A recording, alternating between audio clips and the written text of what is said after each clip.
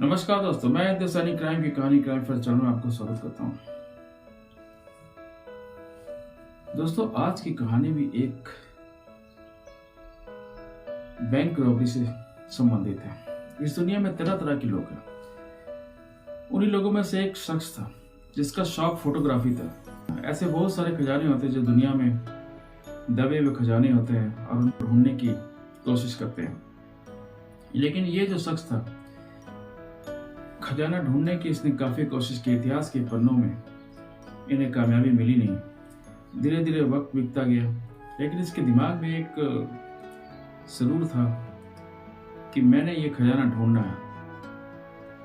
कई सारे लोग ऐसा सोचते हैं कि पुराने जो दबे हुए खजाने हैं किसी को पता नहीं होता, अचानक से हम अमीर बन जाए। और इसने धीरे धीरे सोचना शुरू किया और तभी इसे ख्याल आया, एक ऐसा खजाना जो सभी के सामने होता है लेकिन वहां तक कोई पहुंच नहीं पाता है, क्यों ना उस खजाने तक हाथ मारा जाए। और वो खजाना था एक बैंक, जो कि सभी को दिखाई देता है लेकिन कोई यहां पहुंच नहीं सकता है। और इसने काफी रिसर्च किया और रिसर्च करने के बाद उसने तय किया इस बैंक को लूटा जाए, क्योंकि मेरे लिए यही एक खजाना है।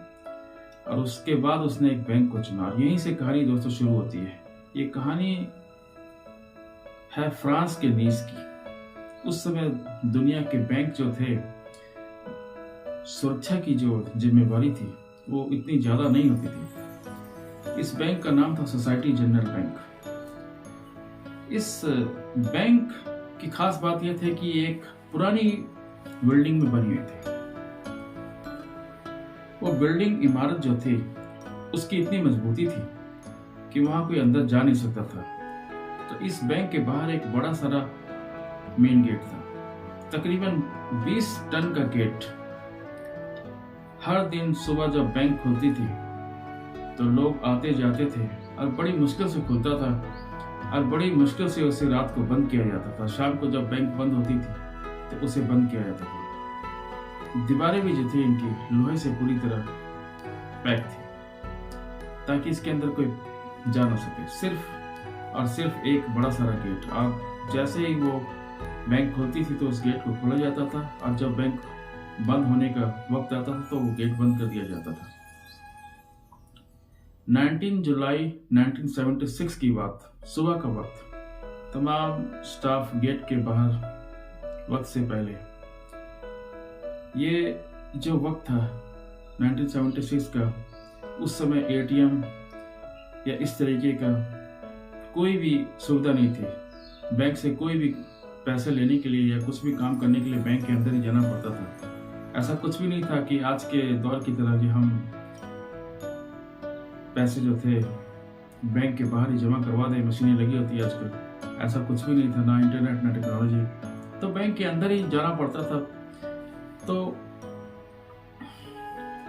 छोटे से छोटे काम को भी करने के लिए अंदर जाना पड़ता था। 19 जुलाई 1976 का वक्त, बैंक खुलने का वक्त आया तो बैंक का जो दरवाजा था वो खुल ही नहीं रहा था। दोबारा कोशिश की, तकरीबन 10-15 मिनट तक।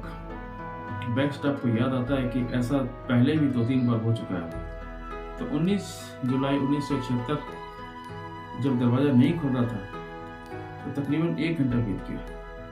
तो बैंक के बाहर जो लोग थे जिनका पैसा था अंदर जाना था, वो काफी भीड़ हो रही थी।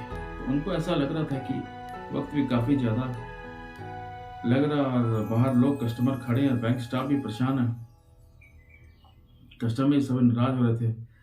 तब 1 घंटे की तमाम कोशिश के बाद तब ये तय कि सिक्योरिटी कंपनी को फोन किया जाए। और सिक्योरिटी कंपनी जब सारी बात पता चलती है कि ये दरवाजा खुल नहीं रहा है तो उनकी कंपनी के लोग आए, उन्होंने दरवाजा खोलने की कोशिश की। कोशिश करते रहे लेकिन दरवाजा खुला नहीं। ऐसा लग रहा था कि दरवाजा जो है पूरी तरह जाम है। तकरीबन 3 घंटे बीत गए। 3 घंटे तक दरवाजा नहीं खुला। जब 3 घंटे तक दरवाजा नहीं खुला तब कस्टमर सारे परेशान कि अब क्या करें। तब ये तय हुआ कि दरवाजा तो वैसे खुलेगा नहीं, तो दीवार भी इतनी मजबूत है तो टूट सकती नहीं है। तो एक काम करते हैं कि इस दरवाजे के अंदर ड्रिल करते हैं, ड्रिल मशीन से होल करते हैं और उसके अंदर जाके देखते हैं कि आखिर माजरा क्या है। कि ये जो लॉक है कहाँ फंसा हुआ है, क्योंकि अंदर एक लॉक हुआ करता था। उस कंपनी को मालूम था, तो कंपनी ने ड्रिल से खोज करना शुरू किया और उसमें भी काफ़ी वक्त लगा, क्योंकि 20 टन वजन का जो गेट था, जब उन्होंने ड्रिल की मशीन के जरिए होल किया तो एक कंपनी के मुलाजिम ने जब अंदर हाथ डाला तो देखा तो हैरान रह गया। उसने देखा कि जहां पर लॉक होना चाहिए था, लॉक की जगह पर ऐसा लग रहा था कि जैसे अंदर से किसी ने ड्रिल करके या फिर एक तरह से उसको जाम कर दिया। तो वो काफी हैरान हो गया। उसे ऐसा लगा कि किसी ने लोहे को मेल्ट करके परमानेंटली अंदर से बंद कर दिया है। वो काफी हैरान हो गया कि ये कैसे हो सकता है कि अगर किसी ने अंदर से ड्रिल की है, अंदर से किसी ने लॉक किया है, तो वो शख्स अंदर ही होना चाहिए। तो काफी ज्यादा परेशान हो गया। अब उसे ये नहीं समझ आ रहा था कि ये कैसे हो गया, और अगर किसी ने लॉक किया है तो वो अंदर ही होना चाहिए। तो उन्होंने सोचा कि हम अंदर जाने की कोशिश करते हैं, और उन्होंने थोड़ा सा होल बड़ा किया और दीवार के साइड में उन्होंने एक वेल्डिंग मशीन से एक बड़ा सुराख बनाया कि एक आदमी अंदर जा सके, ताकि अंदर का माजरा देख सके। तो दीवार में होल करना शुरू किया और दीवार में होल किया गया। एक शख्स अंदर गया और जब अंदर जाकर उसने देखा तो उसने देखा कि एक सारे लॉकर जो है टूटे हुए हैं और सारा खजाना जो है, सोना वगैरह सारे गायब है। और धीरे धीरे बाकी के लोग भी अंदर गए। जब दरवाजे को देखा तो अंदर से दरवाजा जो था वो वेल्डिंग किया हुआ है। तो हैरान हो गया कि ये आखिर कैसे हो सकता है कि अंदर से किसी ने वेल्डिंग करके सारा दरवाजा को जाम कर दिया गया है। तो फिर वेल्डिंग को हटाया गया। तो जब उन्होंने देखा तो दरवाजा खुला, लेकिन अंदर जाकर देखा तो स्ट्रांग रूम जो था, बैंक के अंदर सारा सामान, सारा खजाना, सारा कैश और सोना जा चुका है। अब उन्होंने एक बहुत बड़ा सारा अंदर गड्ढा देखा स्ट्रांग रूम में। तो अब पुलिस अंदर जाती है। पुलिस अंदर जाने के बाद सारा मुआयना करती है। सबसे पहले पुलिस देखती है कि बैंक की दीवार पर एक मैसेज लिखा हुआ है। शायद जिसने बैंक पर हाथ साफ किया जाते थे उसने एक मैसेज लिखा था। ये जो मैसेज था तो फ्रेंच लैंग्वेज में, लेकिन उसका हिंदी में ट्रांसलेशन बगैर हथियार, बगैर नफरत और बिना किसी वायलेंस के, बिना किसी हिंसा के हमने ये चोरी कर ली, बैंक लूट ली। अब इससे क्लियर हो गया कि बैंक में डकैती हुई है और ये बैंक की जो चोरी थी वो 900 करोड़ की थी। तो ये बहुत बड़ी चोरी थी। तो दोस्तों ये जो चोरी जो थी ये 900 करोड़ काफी बड़ी चोरी थी। तो पुलिस ने मामले की तफ्तीश की। जब पुलिस ने सारे मामले को देखा तो सुरंग में जब उतारा गया कि ये दूसरा दरवाजा कहाँ खुलता है। जब पुलिस सुरंग में उतरी और जाकर देखा तो सुरंग में अंधेरा था। अंधेरे में जब टॉर्च लेकर गए तो चलते चलते उन्होंने सुरंग के दूसरी तरफ देखा तो पता चला उस शहर के अंडरग्राउंड सीवरेज की लाइन थी और सीवरेज से वो बाहर निकले थे। जहां पर वो सीवरेज बना हुआ था बिल्कुल सुनसान जगह थी। तो अब बैंक से सीवरेज के बाहर पुलिस निकली था। अब इससे ये क्लियर हो गया था कि जो लुटेरे थे उन्होंने सुरंग खोदी सीवर लाइन के थ्रू और बैंक तक पहुंचे और बैंक को लूटा और उसी रास्ते से वो वापस निकल कर फरार हो गए। अब ये क्लियर हो चुका था कि मामला जो है बैंक रॉबरी का। और सुरंग के अंदर से भी काफी कुछ मिला। बैंक के अंदर से बहुत सारे खाने पीने की चीजें मिले, क्योंकि जिन्होंने चोरी की थी बड़े इत्मीनान से, तसल्ली से उन्होंने चोरी की। उन्होंने उस दिन लंच, डिनर, ब्रेकफास्ट सारा कुछ बैंक के अंदर ही किया था। गैस वेल्डिंग की जो मशीनें होती हैं वो मशीनें भी उनको मिली।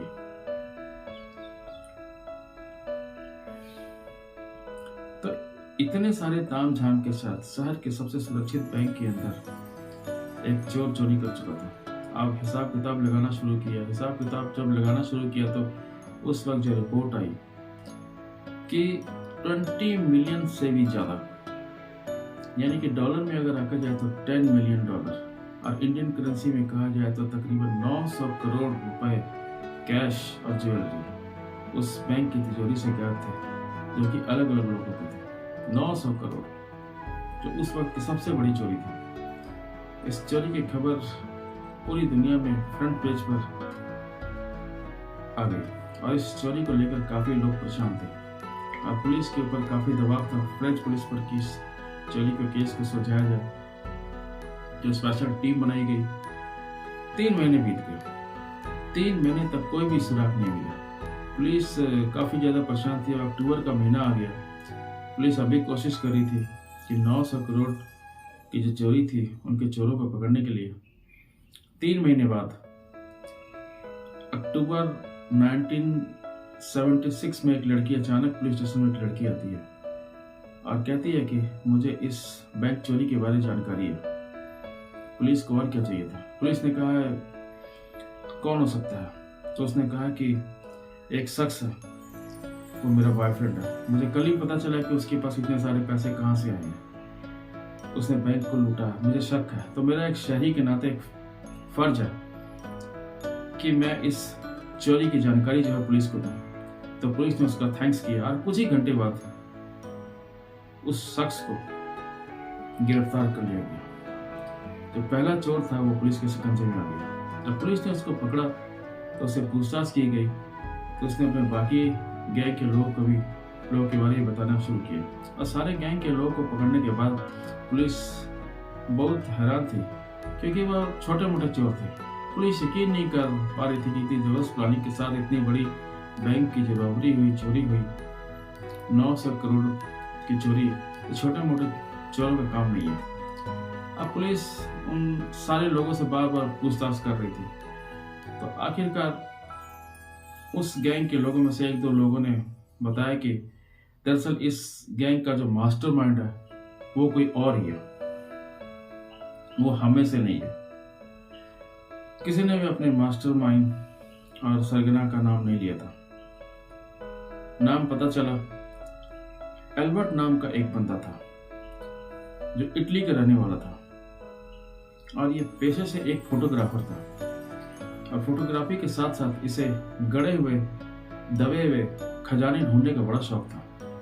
और जब ये नाम पुलिस के सामने आया था, पुलिस ने जाल बिछाया, ट्रैप किया।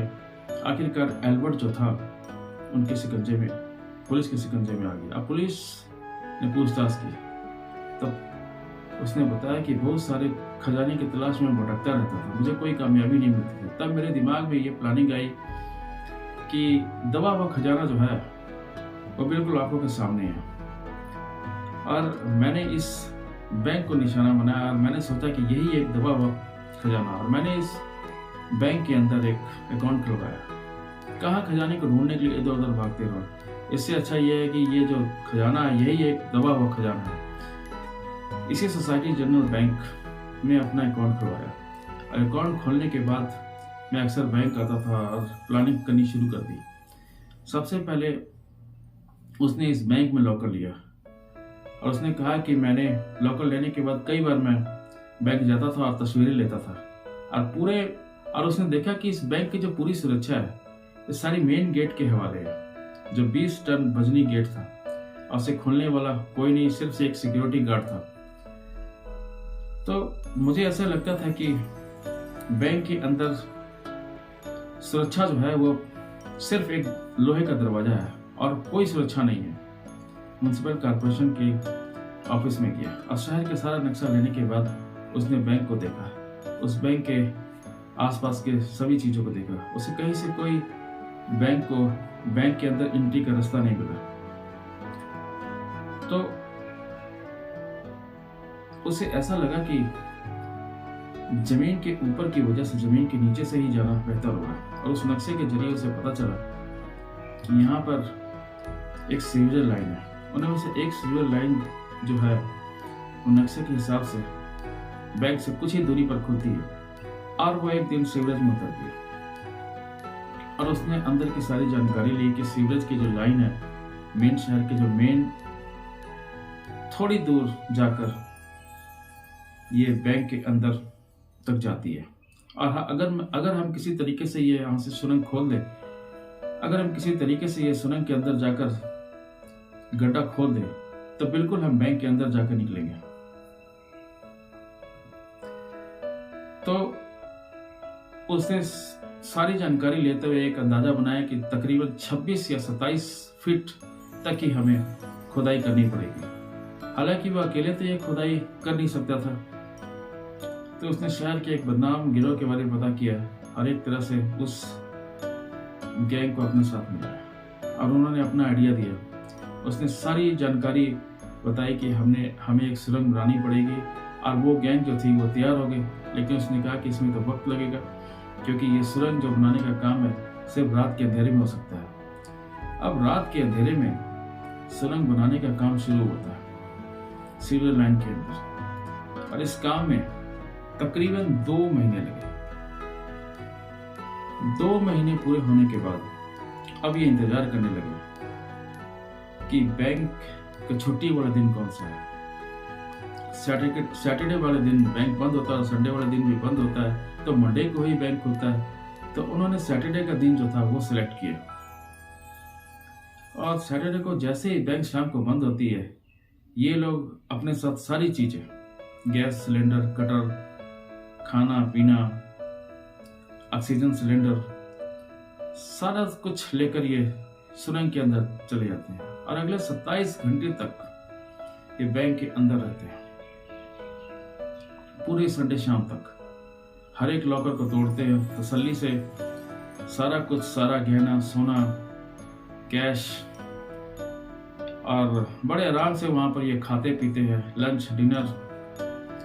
और इन्होंने जो मेन दरवाजा था लोहे का उसे बंद करते हैं ताकि अगर कोई आ भी जाए तो हमें भागने में आसानी हो। इस तरीके से सारा कैश और लेकर ही निकल जाते हैं। लेकिन एक गैंग की गर्लफ्रेंड ने सारा भंडा खोल दिया और इसके बाद ये साहब भी पकड़े गए।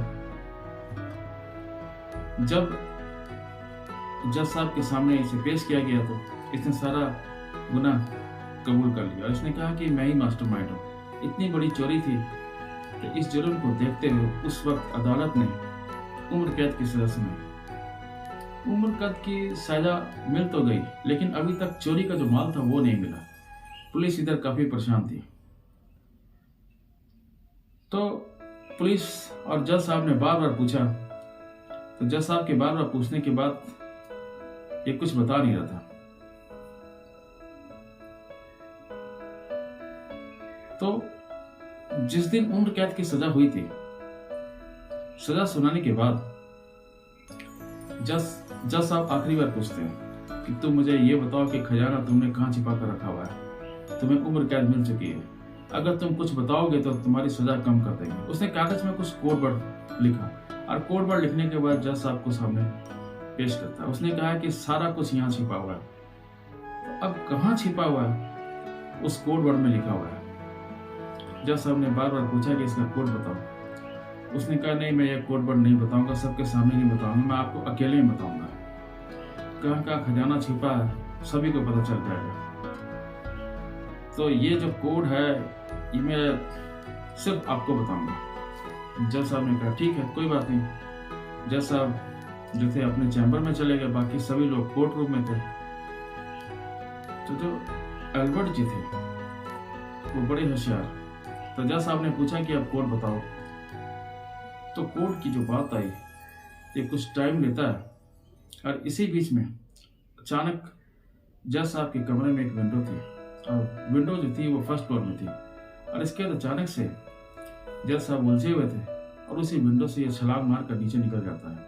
नीचे एक मोटरसाइकिल खड़ी थी और नीचे वह छलांग मारकर उस बाइक पर सवार होकर 9-2-11 उम्र कैद होने के बाद जज साहब को धोखा देकर ये ऐसे भागता है कि आज तक ये पुलिस के हाथ नहीं आया। और धीरे धीरे वक्त निकला, आज तक इसके बारे कुछ भी नहीं पता चला। इस तरीके से एक चोर ने सीवरेज में घुसकर 900 करोड़ की चोरी की और आज तक उस चोर का कोई भी राज नहीं मिला। तो दोस्तों, अलविदा कहने का वक्त आ गया है। वीडियो काफी लंबी हो चुकी है, तो चलिए दोस्तों, मैं आपको अलविदा कहता हूँ। तो अगर आपको वीडियो अच्छी लगी है तो दोस्तों अपनी राय जो है कमेंट बॉक्स में जरूर लिखें। ऐसी वीडियो लेकर मैं जल्दी आपके सामने आऊंगा।